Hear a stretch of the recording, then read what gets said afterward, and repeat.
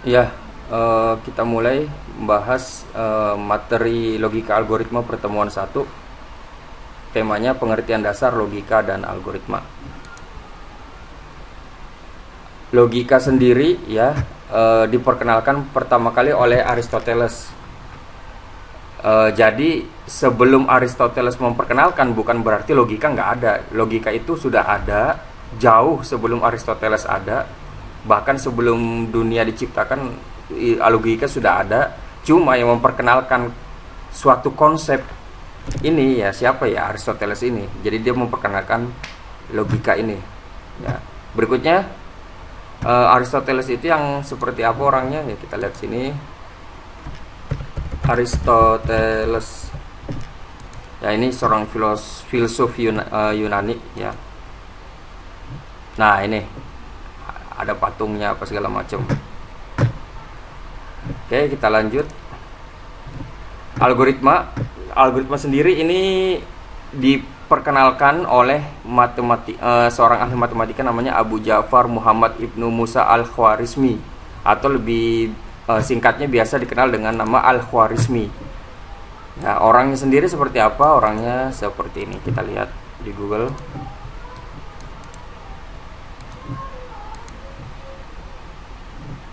Nah, ini Al-Khwarizmi, seorang ilmuwan matematikawan muslim dari Persia.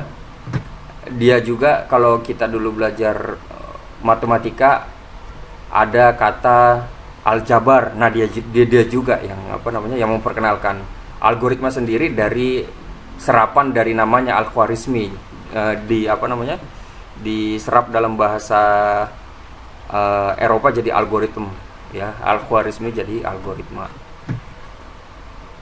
Definisinya sendiri ya, di sini bisa kita baca. Saya jelasin singkatnya aja. Logika itu sesuatu, bahasa mudahnya sesuatu yang masuk akal ya, bisa diterima oleh nalar sesuai dengan kemampuan berpikir manusia ya. Ini definisi logika ya. Kalau mau baca ini silahkan, ini artinya benar juga ya, sama, cuma bahasa singkatnya saya cuma menyampaikan yang bahasa singkatnya.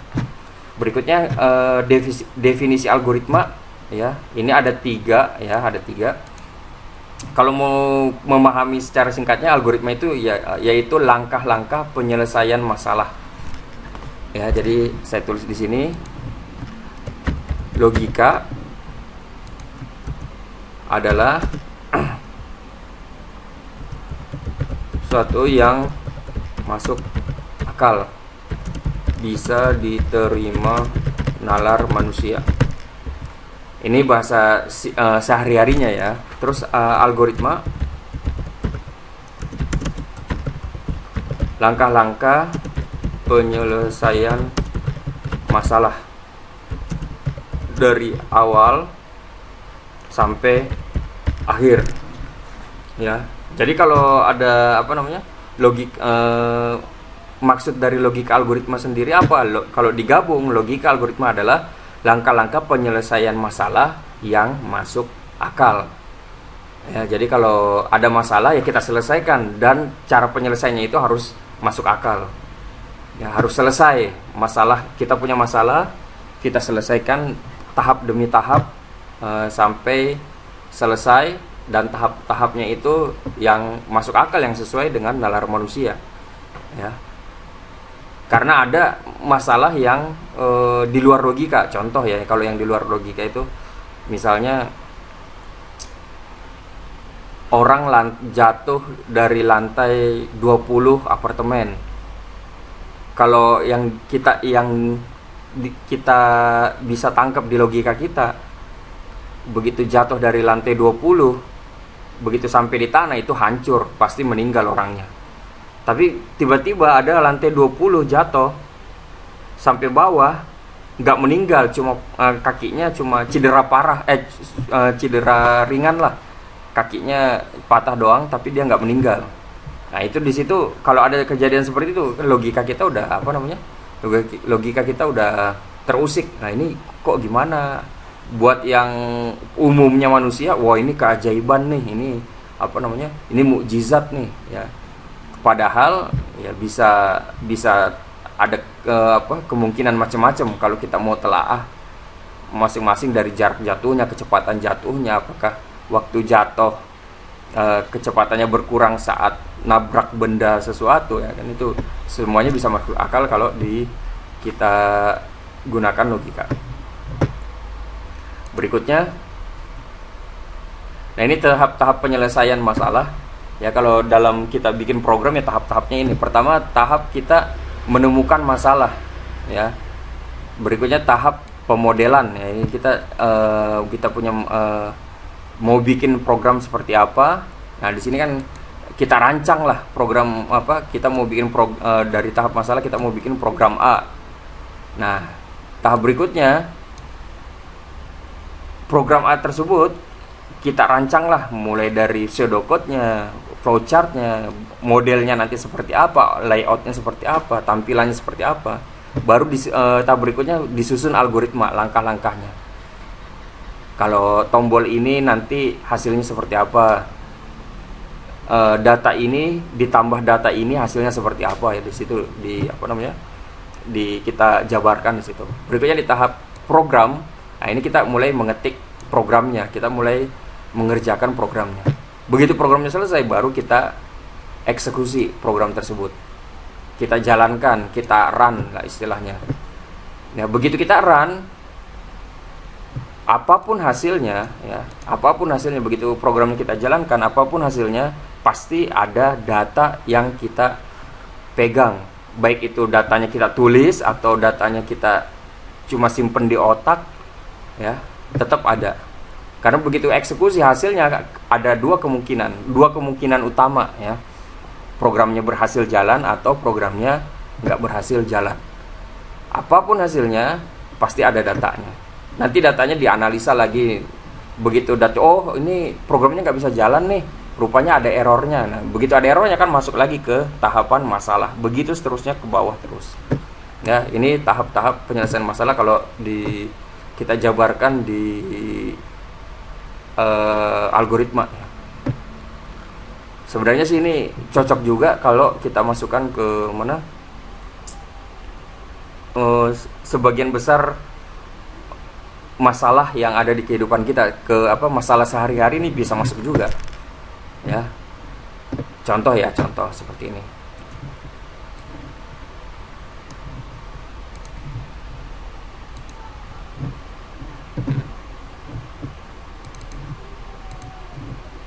Ya, tahap masalah, misalnya di tahap masalah ini saya nggak punya HP itu kan suatu masalah, karena zaman sekarang butuh HP, ya, punya masalah. Nah, ini misalnya saya mau beli HP, ini udah masalah nih. Berikutnya kita tentukan model. Kita mau HP seperti apa sih? Apakah BlackBerry, apakah Android, yang pakai Android, ya, apakah iPhone, ya, dan sebagainya. Kita tentukan di sini. Kita mau model seperti apa. Berikutnya, langkah berikutnya, di sini kita menyusun, istilahnya algoritma itu menyusun strategi, langkah-langkah, ya, langkah-langkah gimana sih caranya supaya saya mau dapat HP iPhone misalnya. Apakah saya kerja terus gaji pertama saya beliin HP tersebut? Apakah tiap bulan saya tabung duitnya dari gaji saya, tiap bulan saya tabung 200.000 misalnya, sampai bulan berapa kalau duitnya cukup baru dimasuk langkah ke berikutnya, program. Ya, begitu masuk langkah sini, ya, disinilah kita kita menjalankan program tersebut. Kita cari HP tersebut, misalnya di Shopee lah, atau di mana, di mall, di Glodok atau segala macam. Begitu ketemu, nah disinilah kita eksekusi. Kita beli deh tuh, kita lihat-lihat, kita cek HP tersebut, HP yang kita idam-idamkan tersebut, ya. Begitu ketemu, nah kan hasilnya begitu kita lihat HP kita, hasilnya kan ada dua kemungkinan utama, kita jadi beli ataupun kita nggak jadi beli. Ya, itu hasilnya. Jadi beli nggak nih atau nggak jadi beli. Apapun hasilnya, jadi beli atau nggak jadi beli. Ya, kita kan ada datanya di sini. Misalnya kalau nggak jadi beli, oh ternyata iPhone ini serinya udah seri lama nih, udah nggak update lagi, atau memorinya terlalu kecil. Ya, kalau begitu kan udah masuk datanya, kita analisa lagi, udah masuk ke masalah lagi.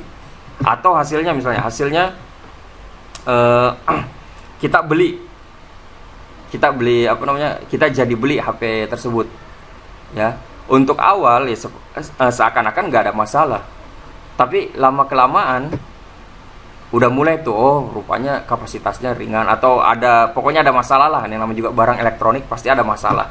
Begitu ada masalah ya menaik lagi ke atas.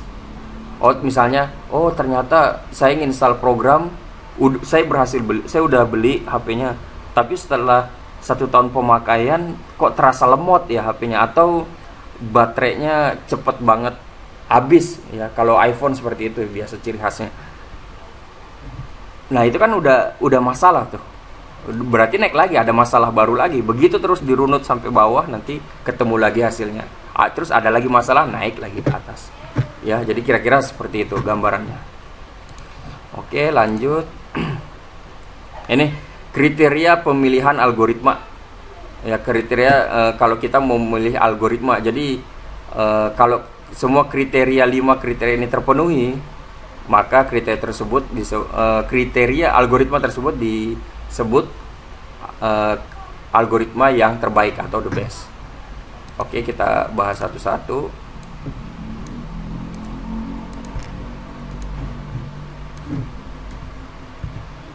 Ya, ada output ya. Pertama, ya kita menentukan algoritma ya jelas ada outputnya.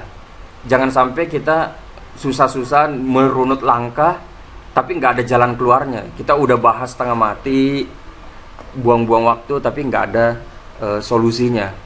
Ya, atau bahasa gampangnya gini deh, kita udah setengah mati mau bikin jus mangga, udah beli apanya segala macam, bahan alatnya kita coba, ternyata pas capek-capek di dapur kita kerjain langkah-langkah buat, ternyata yang nggak jadi, apa istilahnya, malah nggak jadi jus mangga ya, malah nggak jadi apa-apa, malah nggak ada, istilahnya nggak ada hasilnya lah. Berikutnya yang kedua, efektif dan efisien. Ya, kalau kita ambil analogi jus mangga tadi, ya jus mangganya harus benar-benar jus mangga baru disebut efektif ya. Harus benar-benar jus mangga tersebut harus benar-benar enak, harus benar-benar rasanya emang mangga. Ya, jus mangga ya rasanya harus mangga. Jangan sampai jus mangga rasanya kok jus strawberry ya. Berarti kan apa? Berarti nggak efektif. Berikutnya efisien. Kalau kita masih analogi yang tadi ya, kita usahakan bahan-bahannya, alat-alatnya kita gunakan sehemat mungkin ya, sesedikit mungkin, tapi dengan hasil yang optimal ya. Berikutnya jumlah langkahnya berhingga ya, ini langkah-langkahnya harus tepat dan cermat ya, jangan sampai langkah-langkahnya bertele-tele. Udah bertele-tele malah nggak selesai-selesai, malah balik lagi ke masalah awal ya. Ini seharusnya langkahnya lebih tepat dan akurat. Berikutnya harus berakhir ya, berarti nggak ada masalah nih. Jus mangga tadi begitu diminum seger, enak, rasanya mangga, rasanya emang mangga, emang layak minum, ya udah di situ stop, berakhir. Jangan sampai jus mangganya rasanya sih mangga, enak, segar, tapi tiba-tiba bikin sakit perut. Nah itu kan, itu berarti nggak berakhir tuh, berarti ada masalah lagi ya. Berikutnya yang terstruktur ya, kalau masih analogi jus mangga tadi, langkah-langkahnya harus kalau bisa ya, kita ada dokumentasi, kita catat ya langkah-langkahnya, cara resep jus mangganya seperti apa, ada catatannya, alat dan bahannya seperti apa, ada catatannya, detail-detail langkah bikin jus mangga tadi ada catatannya ya. Karena apa? Karena kalau ada dokumen tersebut ya otomatis lebih terstruktur. Nanti kalau di masa depan kita mau bikin jus mangga lagi dengan rasa yang sama, kita tinggal lihat dokumen yang udah ada tadi. Ya, dengan kita tinggal mencontoh struktur yang udah ada sebelumnya. Kita mau bikin jus mangga yang sama atau kita mau coba bikin jus mangga yang lebih enak. Otomatis kan kita punya patokan tuh dari data sebelumnya. Ya, kalau kelima ini udah terpenuhi, ya, maka disebut algoritma yang terbaik, the best. Ya, karena tiap-tiap yang namanya algoritma, ada algoritma yang buruk, ada algoritma yang the best, ya ada. Kita lihat di sini. Karena apa? Tiap-tiap orang pasti pikirannya beda-beda. Jadi langkah-langkah penyelesaian masalahnya juga beda-beda.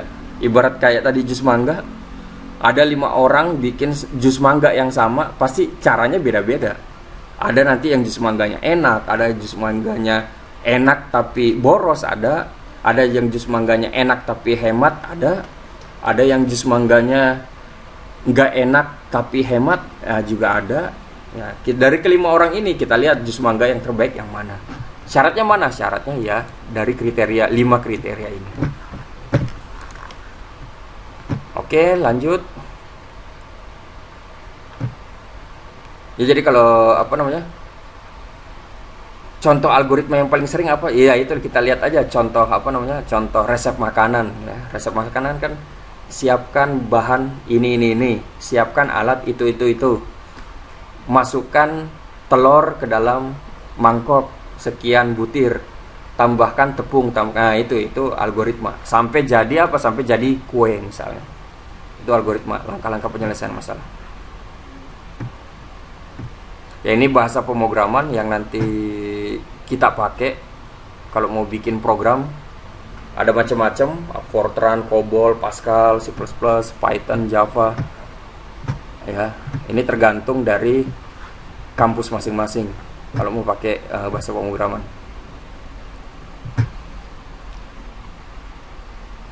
Ini bahasa pemrograman, ada bahasa tingkat rendah, ada bahasa tingkat tinggi. Kalau bahasa tingkat rendah ini bahasanya lebih ke ke bahasa mesin ya. Contohnya bahasa assembler ya, bahasa assembler. Ini cuma kode-kode aja, terus angka-angka aja, angka-angka heksadesimal, biner, apa segala macam. Kalau bahasa tingkat tinggi ini bahasa pemrograman yang lebih mudah dipahami. Karena apa? Karena menggunakan bahasa Inggris ya, bahasa sehari-hari. Kalau bahasa tingkat rendah tidak seperti itu. Dia pakai pakai istilah-istilah tersendiri, istilah-istilah mesin. Oke, ini lewat.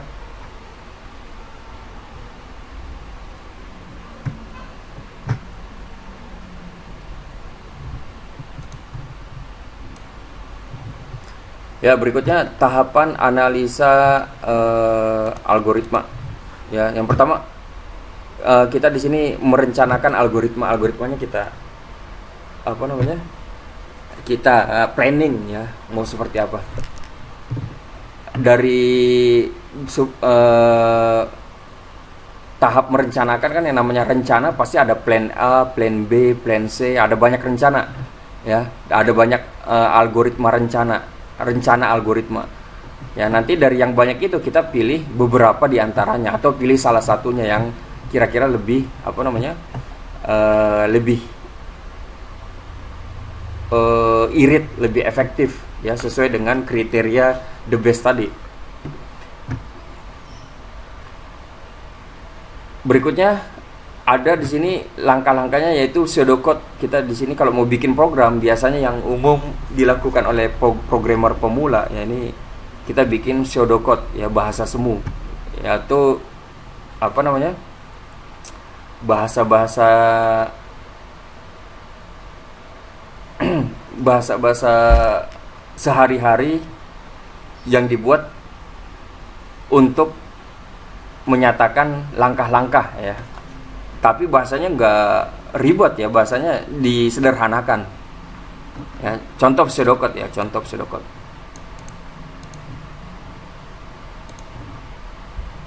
Ya, contoh pseudocode misalnya saya mau bikin program penjumlahan. Ya, langkah pertama saya tulis input nilai A. Yang kedua, input nilai B. Yang ketiga, C sama dengan A tambah B. Yang keempat, cetak nilai C. Nah, ini algoritma algoritma tapi masih dalam bentuk pseudocode. Ya, ini biasanya langkah pertama yang dibikin oleh programmer ya.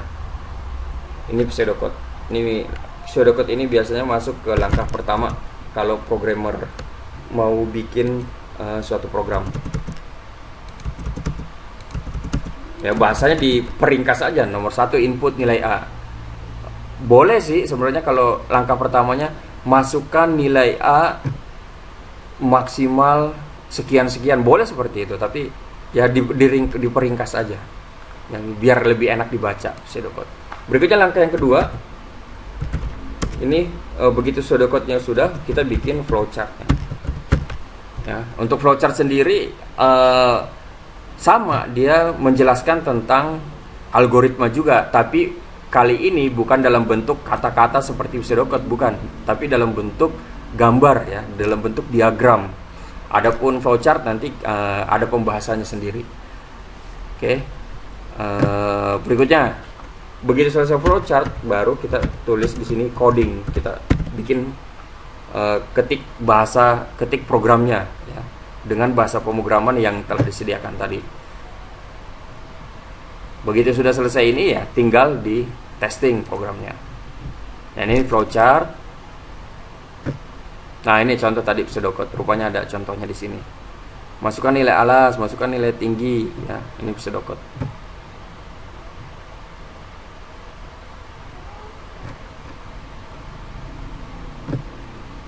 Nah, ini pseudocode kalau kita mengirim surat ya, mengirim surat. Jadi langkah-langkah algoritma dalam mengirim surat.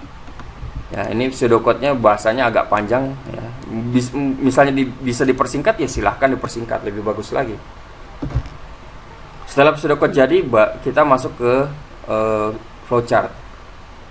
Setelah flowchart jadi, kita masuk ke coding. Ya. Begitu kita coding, nah di sini biasanya ada tahap pengujian ya, pengujian suatu algoritma. Begitu coding, begitu selesai ketik programnya, kita tes running. Ya, di sini ada dua nih, fase debugging dan fase profiling. Ya, ini ada dua fase. Pertama fase debugging. Ini fase memperbaiki error-error yang terjadi pada program yang kita ketik. Biasanya kalau bukan programmer pemula aja, programmer senior pun pasti masih ada errornya juga. Nanti errornya gimana? Errornya diperbaiki. Tahap memperbaiki error tersebut itulah disebut fase debugging. Ya. Oke, saya tulis di sini. Kita bahas lagi.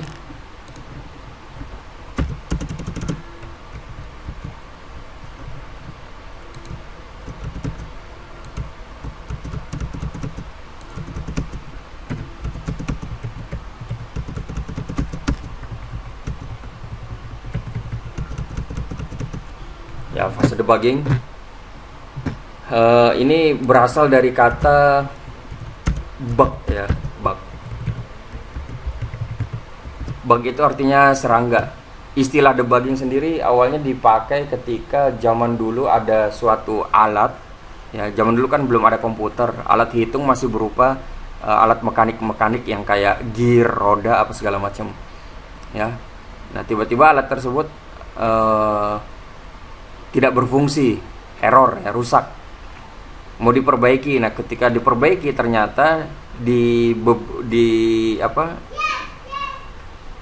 di suatu gearnya ada serangga kejepit di situ, ada serangga mati kejepit di gear-gear tersebut. Ya, makanya disebut bug, ya, error. Oh, ternyata errornya karena ada serangga tadi. Seperti itu. Nah, serangganya dibersihkan, baru dirakit ulang, baru alatnya bisa berjalan seperti biasa, berjalan normal kembali. Berikutnya fase profiling. Ini kita lakukan setelah fase debugging, ya. Fase profiling itu fase kita menghitung berapa besar memori yang dipakai oleh program kita, seberapa cepat prosesnya program kita, perhitungannya di situ semua.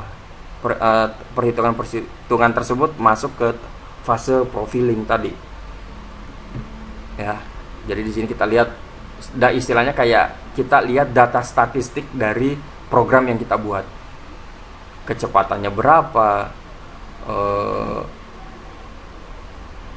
butuh RAM berapa banyak, kecepatan outputnya berapa, ya seperti itu. Hasilnya outputnya seperti apa, ya di situ dilihat. Ya, ini fase debugging umum sekali dalam pemrograman. Ya, karena kalau menurut saya ya, kalau kita bikin program, begitu kita running programnya, ada tiga kemungkinan yang sering terjadi. Pertama, program jalan dan output benar. Yang kedua, program tidak bisa running, tidak bisa jalan. Yang ketiga, program jalan dan output salah tapi tidak disadari. Ya, ini yang biasanya menurut saya ini biasanya terjadi, ya. Yang pertama, ini program jalan terus outputnya benar, kita tes apa segala macam, outputnya benar, ini nggak masalah nih, ya. Begitu program jadi, outputnya benar, nggak ada masalah, programnya tinggal jual, aman. Yang kedua, ini begitu kita running, programnya ternyata nggak bisa jalan, ada errornya, ada salahnya. Ya, ini juga umum banget yang kayak begini, ya. Ini solusinya gampang, begitu nggak bisa jalan, ya udah, tinggal kita perbaiki. Biasanya di bahasa pemrograman, di situ tertulis errornya di baris keberapa, ya, kita tinggal ikuti aja. Ternyata error, ya udah, tinggal perbaiki. Jadi aman, ya. Yang paling bahaya mana? Yang paling bahaya ya ini, yang kasus ketiga. Programnya jalan, ada outputnya, tapi kita nggak sadar outputnya itu ternyata salah. Ya, karena kita nggak sadar outputnya salah, program itu langsung kita jual. Nah, itu yang yang bahaya seperti itu. Contoh ya, contoh ini,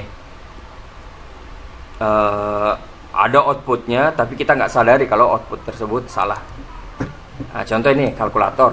Nah, kalkulator bawaannya Windows 7, Windows 7. Ya, misalnya kita masukkan perhitungan di kalkulator tersebut, masukkan perhitungan 2 tambah 3 kali 4. Kita masukkan 2 tambah 3 kali 4, hasilnya 20, ya. Nah, ini kalau kita lalai, kita nggak sadar, ini ternyata salah nih, ya, 20. Teman-teman bisa coba di Androidnya, lakukan perhitungan 2 tambah 3 kali 4, hasilnya pasti 14, bukan 20.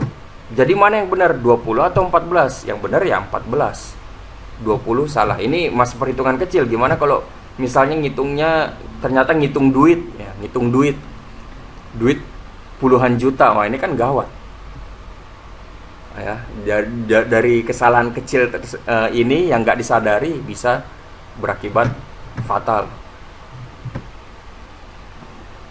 Jadi algoritmanya gimana sih, algoritma perhitungan yang sebenarnya ya? Kalau di matematika yang kita kerjakan dulu, prioritas pertama yang kali ya, yang kali, yang apa, kalau perhitungannya seperti ini, yang kita kerjakan yang kali dulu, setelah itu baru tambah. Jadi biar lebih gampang kita kasih tanda kurung seperti ini ya. Kalkulator ini bawaan Windows ternyata nggak bisa menghitung langsung sederet, berarti kalah sama kalkulator Android ya. Kita cek kalkulator yang lain, scientific, ini scientific. 2 tambah 3 kali 4. Nah ini baru benar nih 14 kalau modenya scientific. Sekarang kalau modenya programmer, 2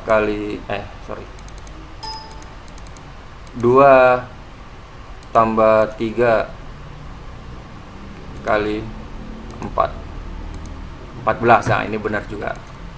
Berikutnya statistik. Oh ini udah beda penggunaan lagi kalau begini ya. Jadi standarnya apa? Kalkulator standarnya yang tidak bisa menghitung segaris ya, sebaris, harus dihitung dengan dalam kurung dulu ya. Karena kalkulator standar sekarang menghitung lurus benar semua, dia bisa membedakan mana yang prioritas diutamakan, mana prioritas yang belakangan. Oke, lanjut lagi. Fase debugging udah. Nah ini fase fase profiling kalau ini. Ini sifat-sifat algoritma. Ya ini hampir sama dengan kriteria pemilihan algoritma the best ya, hampir sama. Oke, habis. Saya rasa pertemuan 1 cukup sekian. Ketemu lagi di pertemuan berikutnya. Kritik dan saran silahkan di kolom komentar. Kalau kalau suka dengan video ini silahkan klik like. Kalau nggak suka ya klik like juga. Jadi komentar yang positif aja, kritik membangun, demi pembahasan yang lebih baik lagi. Sekian dari saya. Terima kasih. Mohon maaf kalau ada kekurangan atau ada yang salah. Assalamualaikum warahmatullahi wabarakatuh.